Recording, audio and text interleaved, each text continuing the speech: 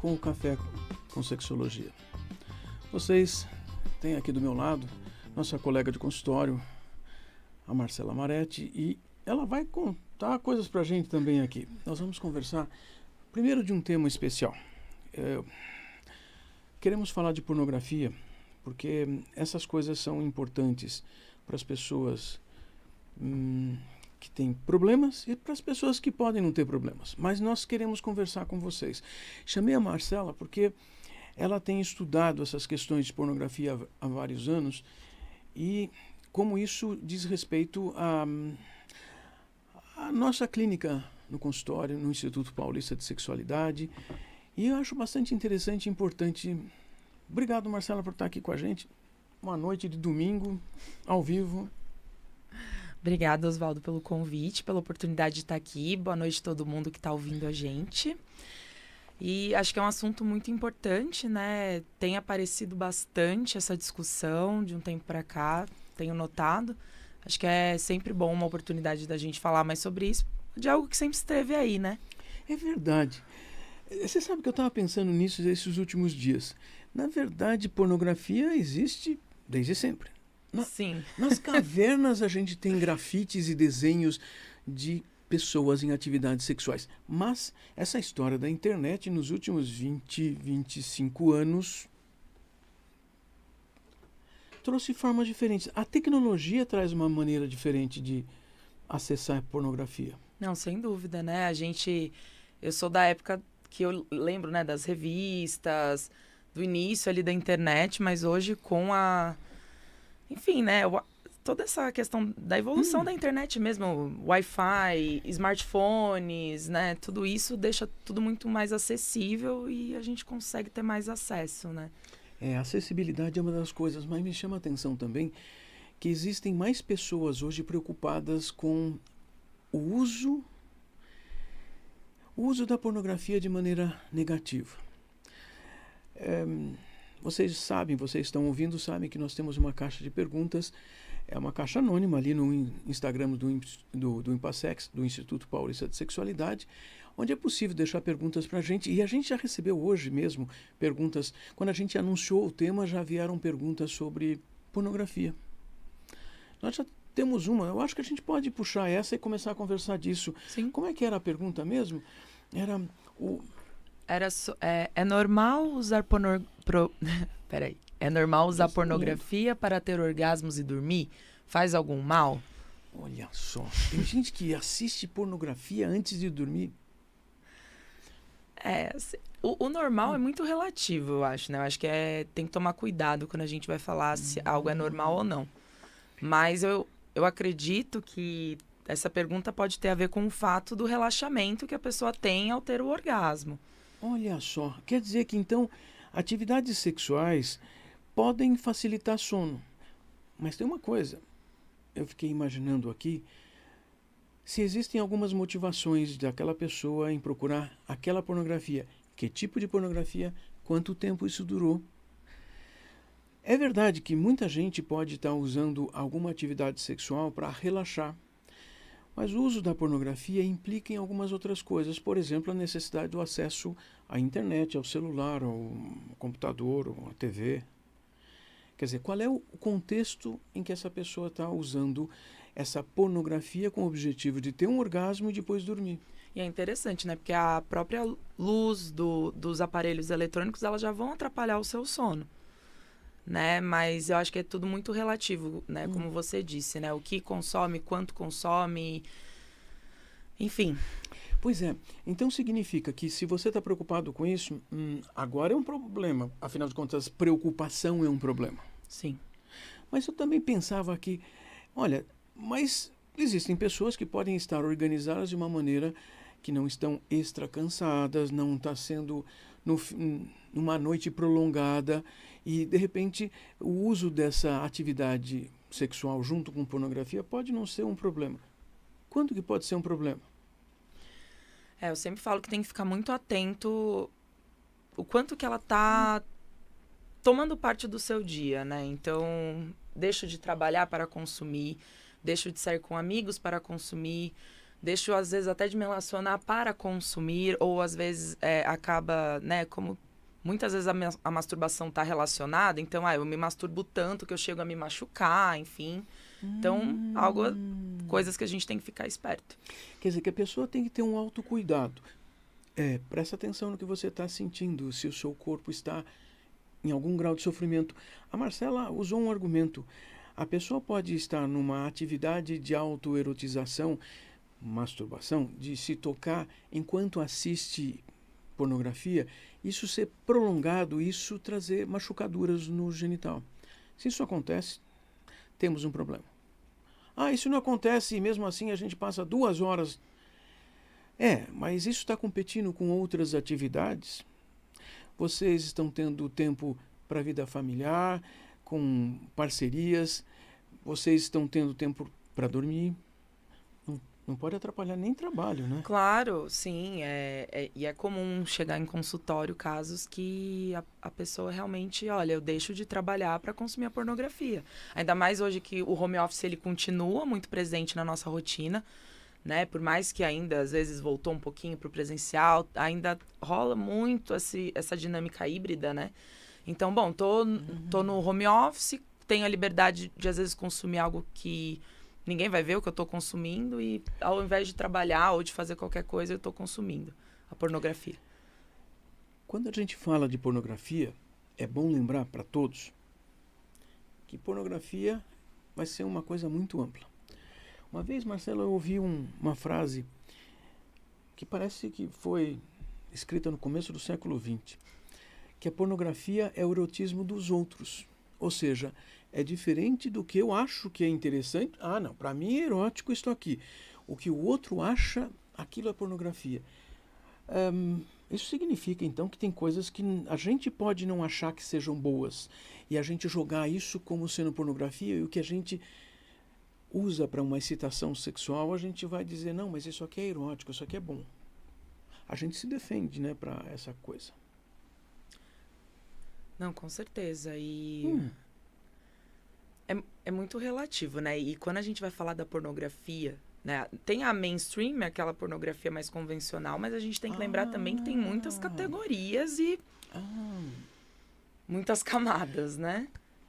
Eu até me perguntaria aqui, a pessoa que está assistindo algum vídeo, ou só vendo fotos, ou só lendo contos, histórias, será que alguém está também ouvindo podcast erótico, podcast erótico? Pois é, cada um de nós vai escolher o formato devido às suas questões pessoais, ou seja, nós nos acostumamos e temos mais facilidade de usar determinados tipos de estímulos. Pode ser auditivo, pode ser visual, o visual pode ser parado ou em movimento, mas você estava apontando a outra coisa que me chamou a atenção quando você falou, é que existem pornografias que a gente pode dizer assim, isso é comum, normal, olha, essa aí é água com açúcar. E tem as coisas que são um pouco mais complicadas e muitas vezes bem difíceis. E eu até vou dizer difíceis porque eu pensava aqui, existem comportamentos alternativos e comportamentos não usuais que merecem atenção quando nós falamos de pornografia. E quando eu falo de não usuais, não tem nada de errado em ser não usual. A questão é que talvez essas pessoas estejam fazendo mais esforços para encontrar esse tipo de informação de pornografia do que aquelas que procuram aquilo que parece ser mais comum. E quando uma pessoa gasta mais energia para fazer isso, já começa a me preocupar, porque se for de noite para dormir, espera um pouquinho, como é que acha, como é que não acha? Será que já tem todo um mecanismo de guardar os websites no histórico e etc. para poder acessar? Será que essa facilitação não é exatamente a busca de algo que traga uma satisfação mais a curto prazo? Porque você usou um argumento também e falou assim, que tem coisas acontecendo que assim, nós, como é que era? O dormir e o tempo, e se demorar muito tempo, pode estar trazendo machucaduras, por exemplo. Aí pensava, espera um pouquinho, a pessoa está demorando tanto tempo, é muito tempo. Será que isso é bom? Ou será que a maior parte das pessoas usa pornografia assim e leva 1 ou 2 minutos? Sabe, fiquei pensando se o objetivo é exatamente simplesmente para relaxar ou para ser algo fácil. Porque 1 ou 2 minutos eu pensava, peraí, alguém levou 2 horas ou 3 horas. Ah, pode até se machucar aqui, puxa vida. E tem assim, né? Tem a pornografia, claro, né? Tem vídeos mais compridos, mas tem vídeos extremamente curtos, né? E às vezes também já ouvi relatos de pessoas que avançam, né? A pornografia, ela não tem... É aquela questão muito do ato ali explícito, né? Ela não vai trazer uma história, ela não vai trazer uma construção de uma relação. Ela está contando uma diferença importante de 2 tipos de pornografia. Uma é que, assim, pode ser um vídeo que dure 1 hora e, na verdade, tenha toda uma história que conduz, história com coisas do cotidiano, coisas que todos vivemos, com as quais podemos até nos entender, nos colocar no lugar dos personagens daquele vídeo. Mas isso pode levar tempo. A maior parte dos vídeos disponíveis por aí, no que se chama de pornografia, pode ser 1, 2, 3, 5 minutos. E isso pode ser um problema. Eu acho que, na verdade, assim, a pornografia é muito delicado, né, Oswaldo? Porque ela não... dificilmente ela vai sumir, né? É um mercado que rende muito dinheiro, então... Mas a gente tem que pensar também nas consequências dela para nossa vida, né? Eu tento trabalhar isso com os meus pacientes em consultório, que muitas vezes eles querem largar a pornografia, e tudo bem, a gente pode pensar em maneiras de trocar, de repente, por algo menos problemático, porque a indústria pornográfica por si só ela é muito problemática, mas acho que o principal é a gente entender como que ela influencia na nossa vida, de certa forma, e às vezes até tentar não reproduzir, né? O ponto, assim, que eu bato, né, muito a tecla é que ela funciona como educação sexual para nós. É verdade. Né? E é muito complicado. Você vai lá, você assiste e fala, isso é sexo. Então, eu tenho que me comportar desta forma. O meu corpo tem que ser desta maneira, porque, teoricamente, é um corpo desejável, né? Então, se não é dessa forma, então tem alguma coisa errada. Tem que fazer assim, assado. Então, eu acho que essa é a maior problemática, além de várias outras, né? Então, alguém que, por exemplo, só procure vídeos curtos, inclusive no tempo do vídeo curto, entra em excitação e tem seu orgasmo e terminou, nós estamos tendo um problema e nós estamos acostumando o corpo a um padrão de expressão sexual, um padrão para relacionamentos que vai ser extremamente complicado, porque isso não vai acontecer nos relacionamentos a 2, ou a 3, ou a 4. Mas me chamou a atenção essa questão de, parece que nós arranjamos padronizações, nós olhamos e de repente começamos a copiar. Existem coisas que são complicadas de serem copiadas, mesmo porque o que a gente vê num filme não é o que a gente vai ter no nosso cotidiano, em casa, no nosso ambiente, com as nossas parcerias. Mas tem uma outra coisa interessante e importante. Você falava de pacientes que procuram tratamento, e eu fiquei imaginando quantas pessoas podem estar nos ouvindo e terem grandes problemas com o uso de pornografia e tentando se desvencilhar. E sabe que eu tenho visto na internet também outra coisa que é igual à pornografia? Toma o seu dinheiro. Porque assim, são formas de dizer, não, a gente sabe o que fazer. Ou, não, você não precisa, você precisa passar 1 mês, 15 dias, 20 dias, 21 dias, 3 meses. Peraí. Se o seu corpo está acostumado a usar a pornografia, isso tem consequências. A palavra que a Marcela usou é muito importante. Consequências. As consequências não são só na sua pessoa, são no seu ambiente. Porque o seu ambiente também começou a ser organizado para aquela pornografia poder existir. Mas como é que eu deixo de usar pornografia, que eu estou viciado? Eu sempre fico perguntando, Marcela, assim, para as pessoas, fico imaginando assim, Você quer mesmo? Porque às vezes é assim um auto-engano, não é? Ah, Sim, eu quero. sim. E sempre quando fala, eu sou viciado, aí tá bom, o que que é vício, né? Porque. E aí quando você vai ver, não é bem um vício, pode ser um consumo que a pessoa se incomode, queira largar, queira, enfim, É. não consumir mais. E tudo bem, eu acho que é válido, né? Mas a gente tem que saber diferenciar também, né? O vício de um consumo que a pessoa não queira mais. E, e sim, né? Isso de exatamente o que você falou, né? Então, é complicado, né? É. Tem que investigar. Primeiro, assim, se você tá ouvindo aqui e você já está pensando, puxa, mas eu quero parar com a pornografia. Tá bom, existem formas científicas, métodos que a gente pode usar através da psicoterapia. Mas esses métodos científicos, eles não são brincadeira. Eles só valem se você realmente tiver pensando lá dentro, eu quero. Mas você sabe o que eu percebo? A maior parte das pessoas não sabe para que. Sim, eu tenho notado isso, né? Teve todo um movimento de problematização das pornografias, o que eu acho muito bacana, mas aí quero parar. Por quê? E beleza, então vamos. Como você está disposto, de repente, a. Porque não é, a pornografia ela é um estímulo muito intenso.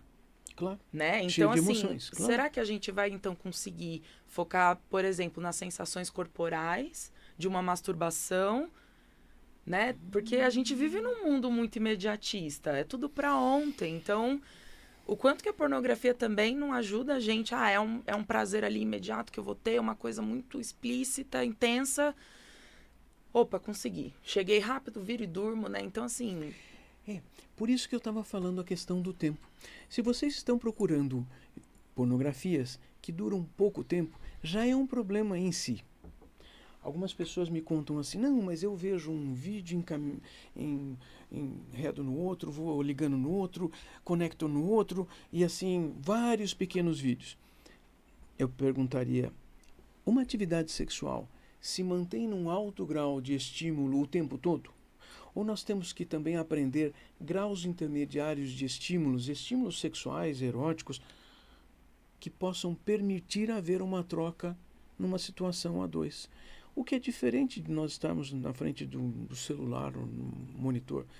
O que me chama a atenção também, Marcela, é que muitas vezes o que temos são subgrupos na nossa cultura que selecionam a ideia da pornografia para discutir de uma maneira moral. Nós não estamos discutindo de uma forma moral. Para nós não interessa essa questão. Se você acha que pode, se você acha que é legal, que você gosta, nós não temos nada contra. Se você acha que não é legal para você, também, olha, é a sua decisão. Quer ajuda? Nós podemos ajudar. sim. De verdade. Eu acho que é tão importante acolher, né? Vem pacientes assim, nossa, não, eu quero muito parar. Tudo bem, podemos parar, né? Aí a gente vê que a pessoa realmente está sofrendo. Mas também eu tenho que trabalhar com eles que, tudo bem, a gente entende toda a problemática, né? Do que envolve a pornografia. Mas é aquilo de também falar que tá tudo bem se ele quiser consumir. Eu acho que tem que ter uma consciência por trás ali. Porque às vezes ele vai querer ser radical, de repente, em querer parar e... eu acho que vale mais a parte da reflexão e de ter uma consciência. O que eu consumo, por quê, quando... Qual é a função disso na sua vida? Agora, eu também tenho uma preocupação técnica com qualquer das pessoas que estejam nos ouvindo. Vamos pensar uma coisa? O que você está fazendo, de alguma forma, traz prejuízos para você? De alguma forma significa, você está deixando de fazer coisas que também são importantes? Você tem amigos, familiares, tem um cachorrinho, você precisa ou deveria também estar estudando, lendo, ampliando os seus horizontes, praticando a sua religiosidade. Tem todas essas questões. Se você que está ouvindo aí começa a perceber que você está colocando o uso de pornografia em algum desses lugares, começa a pensar, porque a consequência pode ser que você esteja se afastando de várias coisas importantes na sua vida. Coisas importantes hoje. Eu estou pensando para daqui a 20 anos. Eu estou pensando para daqui a muito tempo. Também tenho que pensar assim, caramba, essa é a vida que nós estamos escolhendo para os próximos 20 anos? Se for, ok. Se nós estamos lidando com essa questão, se essa é a nossa busca, perfeito. Mas eu tenho percebido as pessoas muito preocupadas, e preocupadas porque talvez não estejam fazendo o que você falou. Pensar, refletir, conversar consigo mesmo para tentar entender qual é a função disso na sua vida. Sim, e é até uma reflexão que eu mesma tive durante os trabalhos que eu fiz, que no começo eu falava assim, não, imagina, né, não pode consumir, como assim? Eu estudo sobre isso, eu problematizo sobre isso. E até a frase do professor Jorge Leite me marcou muito, né, que ele fala, a pornografia não vai sumir. Não, não vai. Por que não a gente aprender a lidar com ela, né? E algo que eu falo que é exatamente isso que você falou, e principalmente na questão da educação sexual. E educação sexual, gente, eu não falo no sentido de quando a gente é adolescente ou muito jovem. A gente tem educação sexual para adultos, né? Aprender sobre sexo, né? Quantas pessoas não chegam e nos procuram com problemas de relação sexual? Eu era muito prazeroso antes, não é mais, o que está acontecendo? Enfim. E entender que a gente pode buscar lugares que vão nos ensinar de maneira verdadeira, porque a pornografia muitas vezes ela né, tem toda uma questão performática, fake, né? E de uma maneira segura e saudável também. Quer dizer que então seria importante, olha, vocês que são pais de adolescentes, por exemplo, que estão nos ouvindo, eu acho que você contou uma coisa importante.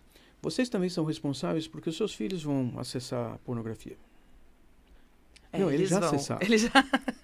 A questão é, vocês forneceram outras fontes, outras formas que possam ser importantes e úteis de educação para a sexualidade, para que eles aprendam o que é sexualidade. Nós não estamos falando apenas de relações genitais. Sim. Nós estamos falando de relacionamentos humanos, relacionamentos afetivos, de como desenvolver um relacionamento que possa ser de longo prazo. Não precisa, olha, nem estou fazendo o discurso de que alguém tem que ficar com alguém o resto da vida, mas eu estou contando que pode ser escolha. Se eu tenho como aprender essas coisas, isto é educar. E pensava aqui, mas fontes, será que a gente tem fontes de educação sexual também na internet, Marcelo? Olha só. É muito complicado, né? E isso que você falou das relações, eu acho super importante, porque na pornografia, por exemplo, numa relação heterossexual, né, a mulher é muito... Tem toda aquela questão, né, de submissão, de sexismo, enfim, é muito complicado. E a pessoa vai ver aquilo e fala, bom, então ser mulher numa relação é isso, estar com uma mulher numa relação é isso. E tentar reproduzir. E sobre a questão do, né, se a gente tem fontes, eu vejo que é muito a gente ainda é muito carente de educação sexual, infelizmente. Mas eu tento mostrar que, assim, eu gosto, né, muito dessa analogia, que a pornografia, eu falo que ela é como o filme do Velozes e Furiosos, né?